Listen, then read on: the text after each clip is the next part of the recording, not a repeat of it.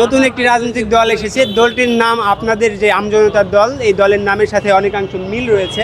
আসলে এই ব্যাপারে আপনি কি বলতে চান? জি, আমজনতা দল বা আমজনতা পার্টি, এটার আগে একটা মানে অথবা বাংলাদেশ এসব লাগিয়ে একটা পার্টি খুলেছে।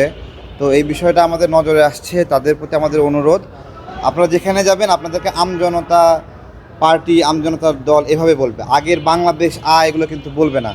তো তখন আপনাদেরকে আবার ব্যাখ্যা দিতে হবে যে আপনারা এই যে তারেকের সংগঠন না, যে মিয়া মসজিদের সংগঠন না, এটা আপনারাই বিব্রত হবেন। ঠিক একইভাবে এই যে সাংবাদিক ভাইরা আমাদের কাছে আসে, জিজ্ঞাসা করছে, আমরা এই সময়টা এদের জন্য প্রস্তুত ছিলাম না, আমরা নিবন্ধনের প্রস্তুতি নিচ্ছিলাম, অনেকগুলো কাজ ছিল, কিন্তু আমাদেরকে সারাদিন এই পেরেশানিটা হচ্ছে।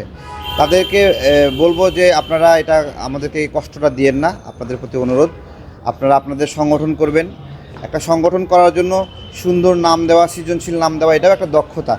আপনারা একটা ভালো নাম সিলেক্ট করেন, আমাদের চেয়েও সুন্দর নাম সিলেক্ট করেন। আমজনতা, এটা তো আমজনতা, এটা তো একটা মৌলিক কিওয়ার্ড, তাই না?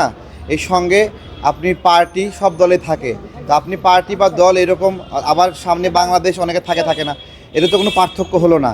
আপনি সবাইকে আমজনতা দল হিসেবে, পার্টি হিসেবেই পরিচয় দিবেন, তাহলে এটা কতটুকু যৌক্তিক হলো? আমরা তাদেরকে আহ্বান জানাচ্ছি যে এটা আপনারা সংশোধন করেন। এটা সংশোধন না করলে আমরা নির্বাচন কমিশনে আমরা অলরেডি অবগত করেছি, এই বিষয়ে বাধা দেওয়া, বাধাগ্রস্ত করা, সেটা আমরা আমাদের জায়গা থেকে করব।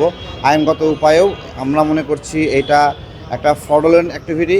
সো সেই জায়গা থেকে আমরা আদালতেও ন্যায় বিচার পাবো যে এটা যেন না হয়। আমরা অনেক কষ্ট করে গণ অভ্যুত্থানের আমাদের দলের অনেক অবদান আছে, অনেক কাজ করছি। আমরা আমাদের দলের সাথে এরকম হবে এটা আমরা কখনোই মানতে পারি না। যারা এটা করেছেন, রফিকুল আমিন সাহেব, ফাতেমা তাসনিম, ডেস্টিনি, সামগ্রিকভাবে আপনাদের আহ্বান জানাই আপনারা এখান থেকে ফিরে আসবেন।